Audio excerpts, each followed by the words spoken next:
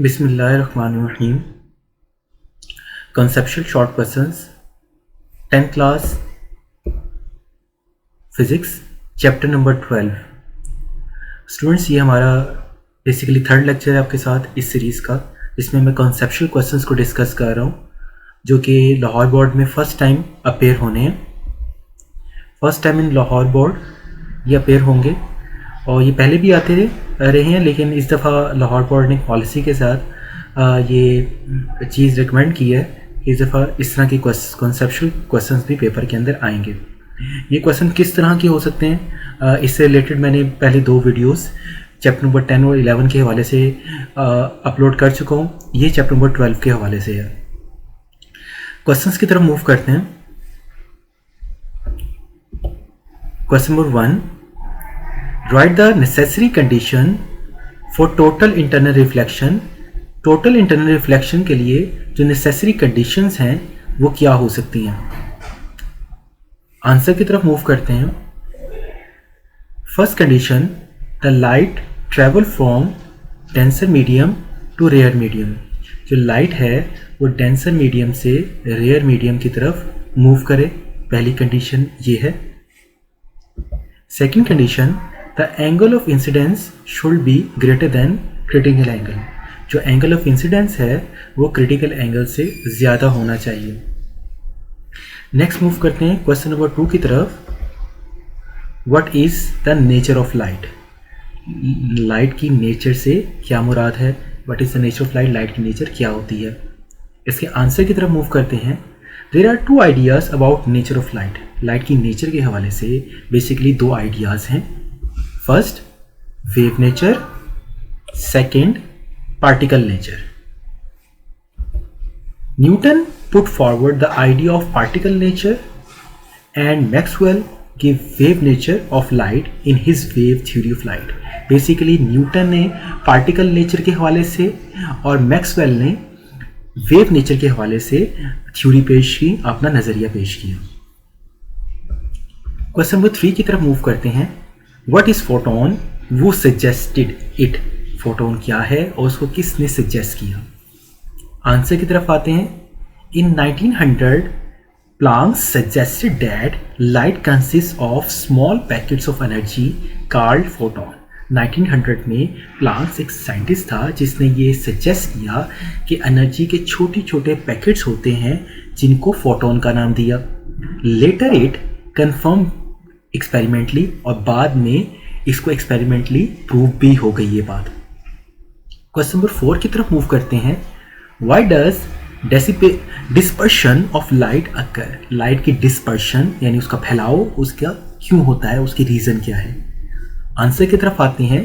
Dispersion of light occur due to variation of refractive index with colour. Different colours का refractive index भी different होता है, जिसकी वजह से लाइट की डिस्पर्शन होती है।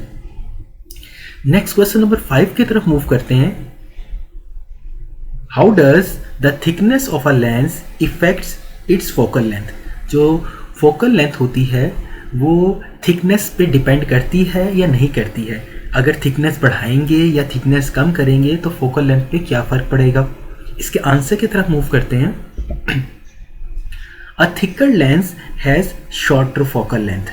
जो अगर ऐसा लेंस जो थिक है, मोटा है, उसकी फोकल लेंथ क्या होगी, शॉर्ट होगी, कम होगी। While A thinner lens has longer focal length। और जो है बारीक लेंस होगा उसकी जो फोकल लेंथ होगी वो ज़्यादा होगी।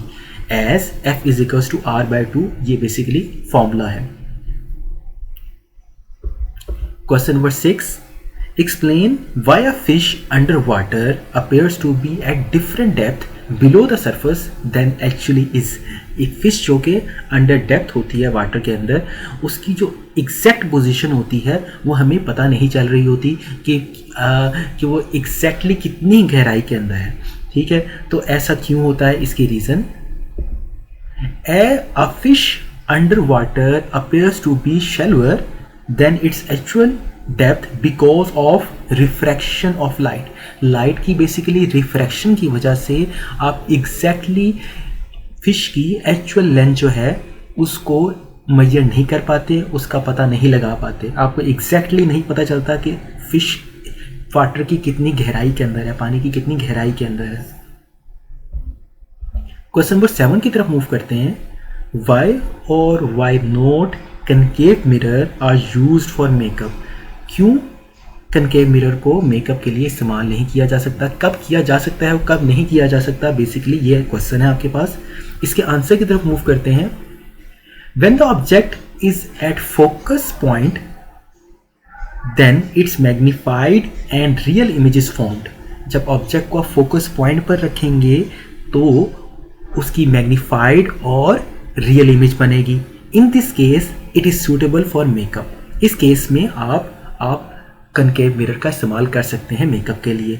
When the object is behind the focus point then its clear image does not form. अगर आप ऑब्जेक्ट को कनकेव मिरर के बिहाइंड रखेंगे तो क्या होगा, इस केस में इमेज क्लियर नहीं बनेगा। So in this case it is not suitable for makeup. तो इस केस में ये मेकअप के लिए सूटेबल नहीं है। क्वेश्चन नंबर 8 की तरफ मूव करते हैं। What is the difference between core and cladding? Core और क्लैडिंग में फर्क बयान करें। The inner part of fibre optics is called core. जो फाइबर ऑप्टिक्स का जो इनर पार्ट होता है उसे कोर कहते हैं। It carries light and outer part is called cladding, और आउटर पार्ट को क्लैडिंग कहते हैं। Core is made up of a glass and plastic with high refractive index while cladding have low refractive index. ये core और cladding के हवाले से आपसे क्वेश्चन पूछा जा सकता है। ये भी कंसेप्चुअल क्वेश्चंस के लिहाज से इंपॉर्टेंट है। Question number 9, define angle of deviation. Light rays after refraction through a glass prism deviate through an angle. Deviate का मतलब होता है मुड़ जाना। This angle is called angle of deviation. जब लाइट किसी ग्लास मटेरियल से या प्रिज्म से गुजरती है, पास आउट करती है, तो वो डेविएट हो जाती है, मुड़ जाती है। इसको हम क्या नाम देते हैं? इसको हम देते हैं angle of deviation. Question number 10 last question है हमारे पास। What is pin hole camera? Pin hole camera क्या होता है? आंसर की तरफ मूव करते हैं। A camera with only one lens is called pin hole camera. ऐसा कैमरा जिसकी सिर्फ एक ही होल होता है, जिसका सिर्फ एक ही होल होता है और कैमरा भी उसमें इस्तेमाल होने वाला एक ही होता है, उसे कहते हैं pin hole camera. To make a pin hole camera a tiny pin hole is made on one side of a box. Pin hole camera बनाने के लिए एक छोटा सा होल कर दिया जाता है। An inverted real image is formed on the opposite side of a box. एक इन्वर्टेड इमेज और लेकिन रियल इमेज फॉर्म्ड होगी ऑपोजिट साइड्स, बॉक्स के ऑपोजिट साइड के ऊपर। स्टूडेंट्स, ये हमारे बेसिकली चैप्टर नंबर 12 के 10 क्वेश्चंस हैं जो कि मैंने डिस्कस किए हैं। स्टूडेंट्स, आपके पास वैसे तो आपकी बेहतरीन प्रिपरेशन है, आपने चैप्टर को ओवरऑल रीड आउट कर लिया है, लेकिन ये जो क्वेश्चंस मैं आपके साथ डिस्कस कर रहा हूँ ये बेसिकली कंसेप्चुअल क्वेश्चंस के लिहाज से इंपॉर्टेंट क्वेश्चन डिस्कस कर रहा हूँ। इसमें क्वेश्चन ज़्यादा बन सकते हैं, लेकिन यहाँ पर मैं आपके साथ जो क्वेश्चन डिस्कस कर रहा हूँ वो इम्पॉर्टेंट क्वेश्चंस हैं जो कि आपके पेपर पॉइंट ऑफ व्यू से आपसे कंसेप्चुअल क्वेश्चन की बेस पर पूछे जा सकते हैं। तो होपफुली आपको वीडियो पसंद आई होगी। अगर आपको वीडियो पसंद आई है तो वीडियो को लाइक करें, चैनल को सब्सक्राइब करें और सपोर्ट करते रहें मुझे। और अगर आपकी कोई सजेशन है तो मुझे अपनी सजेशन से भी आगाह करें, मुझे बताएं कि मैं किस तरह से चीज़ों को बेहतर कर सकता हूँ। होपफुली आपसे नेक्स्ट लेक्चर में मुलाकात होती है। अल्लाह हाफिज़।